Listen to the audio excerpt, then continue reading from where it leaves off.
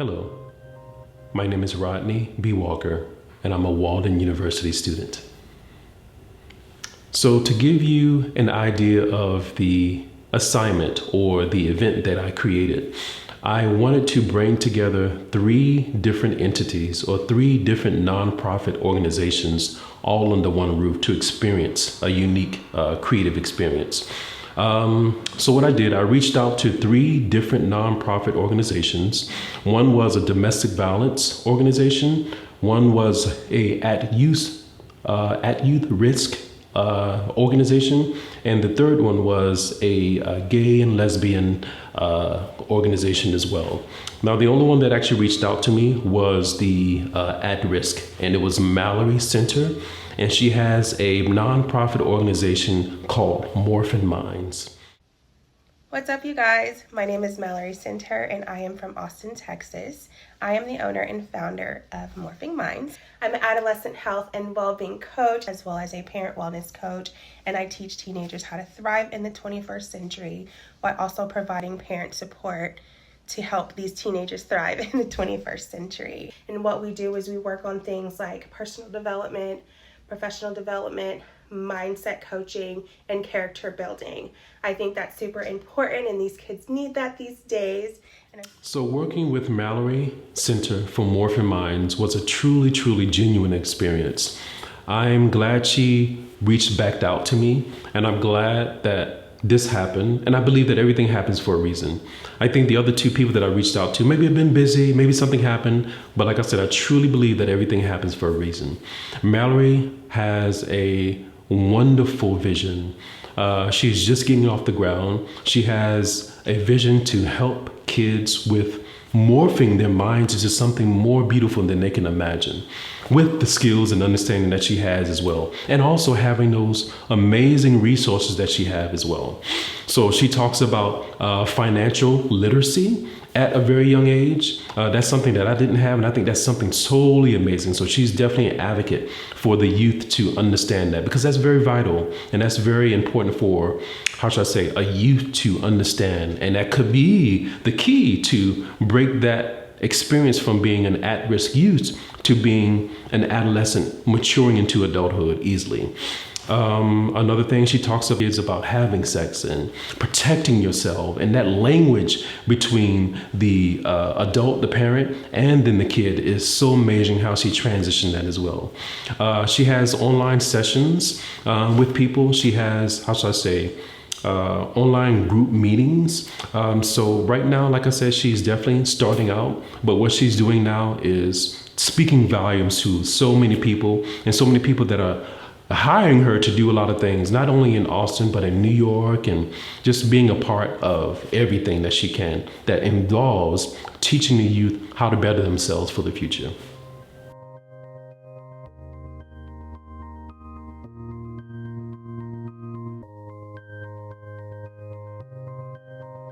And with that, I wanted to bring all 3 together to experience something together, to reach all of the assignments, ideas. I wanted to be like spiritual. I wanted to be creative. I wanted to be, of course, advocacy involved as well. But only one reached out to me, and her name was Mallory. So what I wanted to do, I wanted to volunteer any of my services. I wear many hats, and one of those hats are photography. So she said that Mallory said that she wanted photography and headshots. So during that event that I created, or during that session that I created, I wanted to talk about her business, and I wanted to learn a little bit more about how that business worked.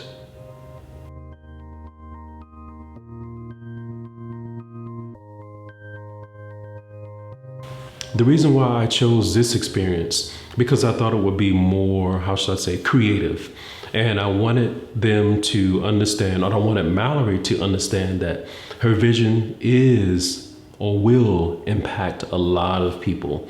And I wanted to create that or capture that visually to make her see that and make her understand. And I think the thing about it is, I think she understands that. But I think sometimes when we're in our vision and we're doing the vision and we're on that journey, we don't see it. We don't look outside of ourselves to kind of see, hey, this is actually working. Or someone telling you, hey, you know what?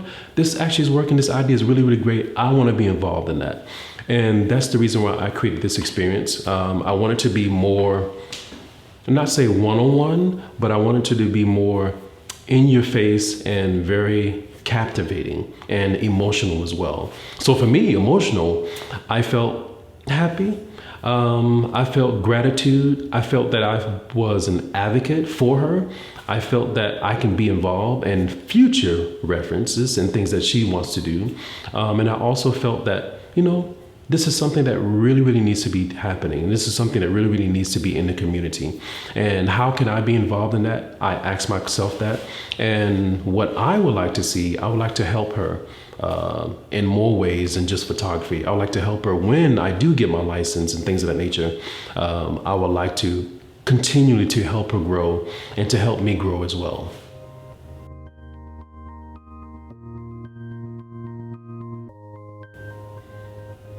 So to talk about the ability to embody or and to incorporate cultural competency in counseling is to understand that it's something that's definitely needed. And in counseling, I think at-risk youth are, I want to say missed, but there definitely is a need. I know here in Austin, there definitely is a need. I see so many kids and I see so many at youth at my work, and I work as a correctional officer.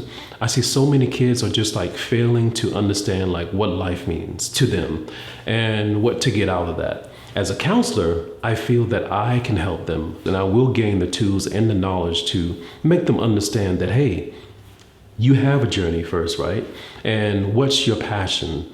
What's the family background like? To help them kind of understand like where these behaviors and where these at-risk behaviors are coming from and how they can actually resolve them or mitigate them altogether.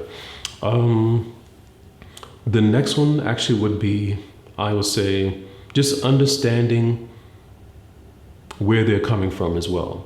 So as a counselor, just understanding the multicultural experience side of that. So meaning I have to be in a place so I have to know who I am first before I can kind of teach someone about multiculturalism or just understanding their background. I have to understand who I am first and then do the research and understanding who they are. Meaning by opening myself up to learning more about their culture or asking questions to determine, okay, well, I know this culture does this. I know this culture does this. So let me actually respect that in a way as a counselor that I can grasp the whole picture of that person and then making sure that I'm giving them the right information.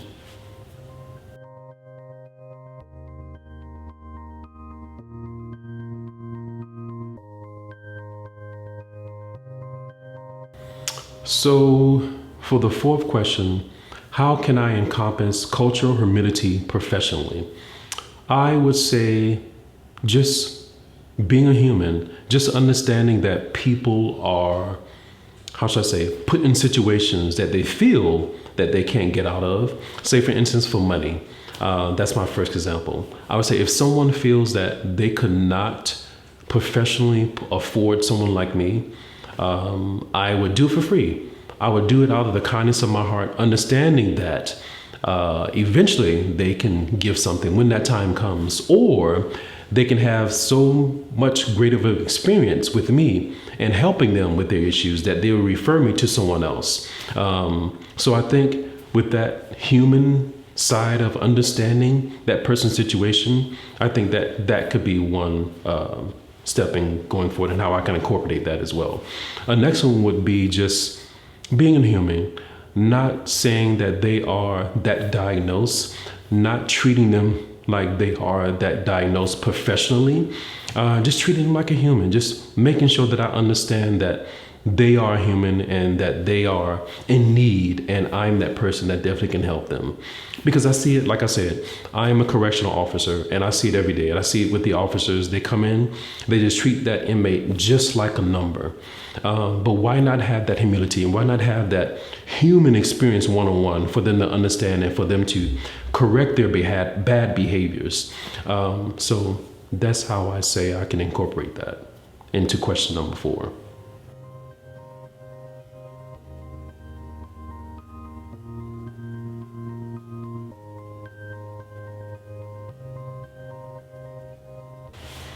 So I think this experience has shown me that there are barriers. There are, how should I say,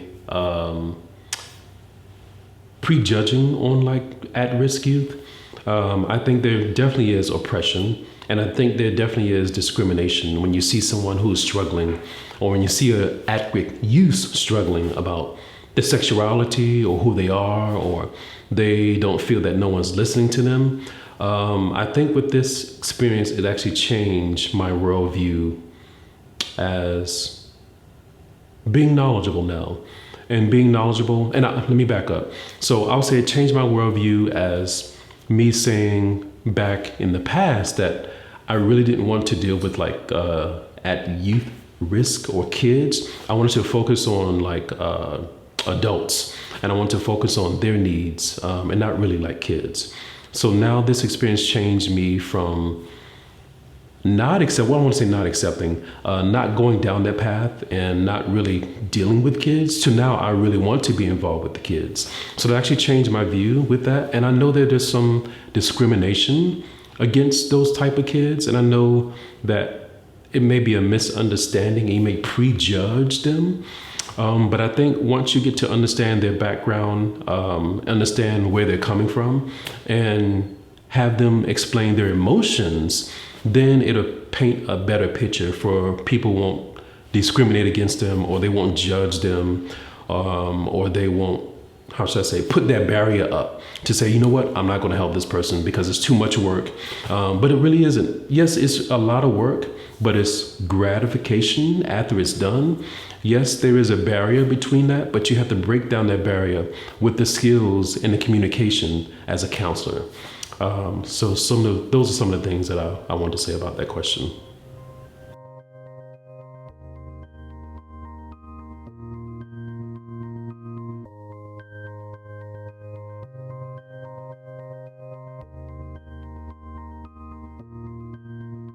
I'm in school now to study to be a mental health clinical counselor.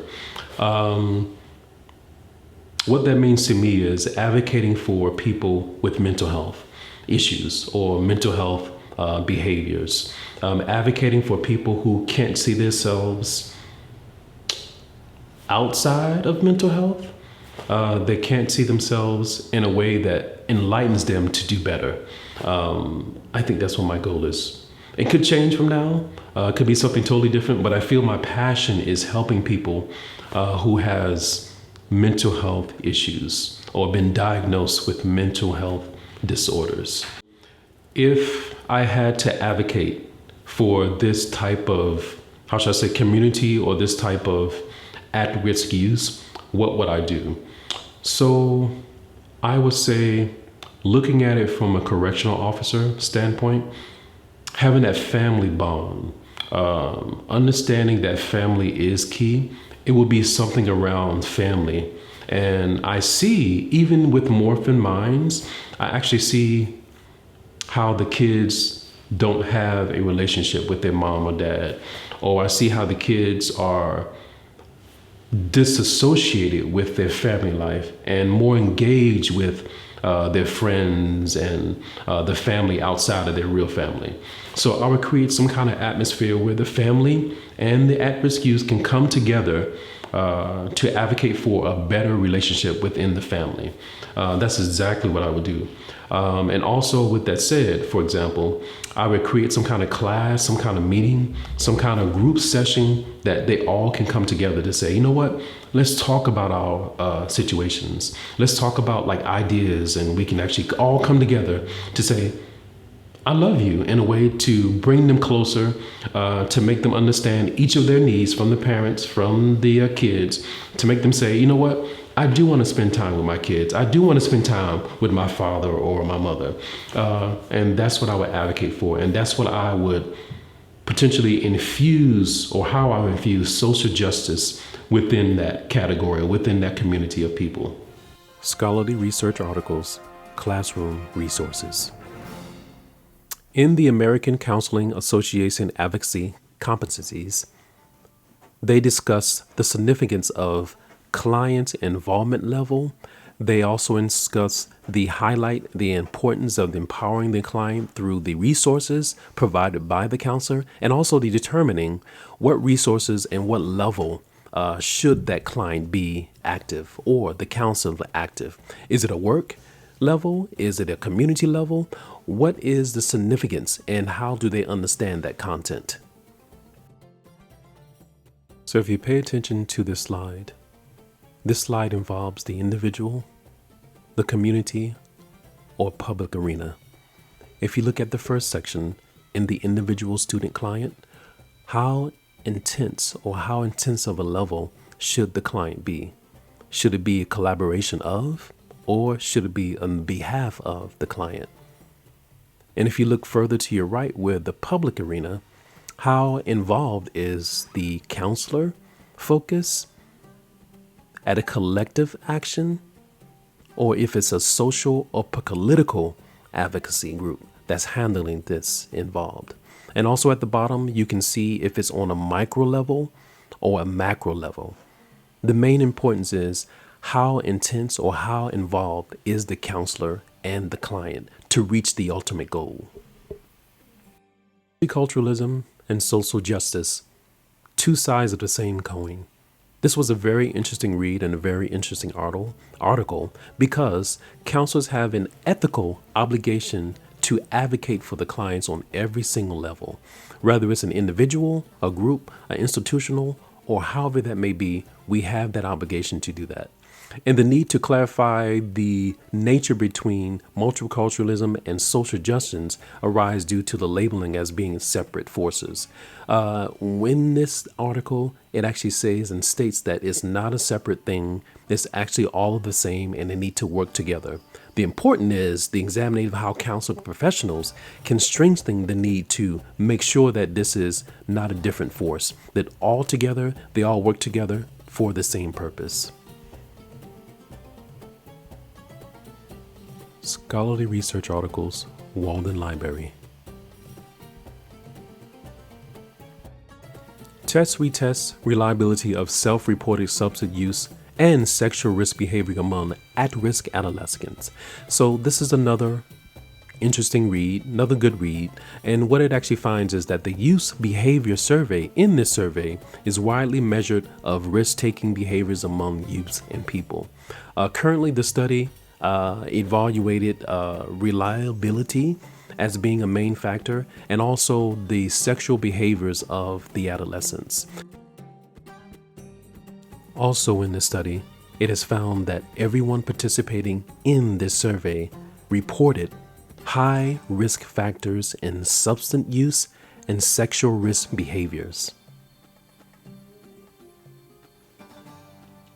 Last but not least, reimagining the facility role in community engagement, which is very, very important and very, very important in creating a space that promotes community-based social change is very important. Any nonprofit that provides this facility or this kind of engagement really is addressing the social injustice and inadequacies that are affecting today's youth or anybody in the community. And we as people looking outward in, we need to support those nonprofits. We need to donate our time. We need to donate our monies. We definitely need to be engaged with these nonprofits.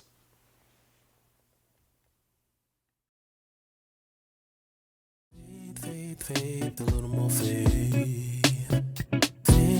Faith, a little more faith. You don't need a lot, use what you got. Faith, a little more faith. In order for you to get what God would have you to have, you have to be prepared not to have anything at all. Might be a little crazy here, but your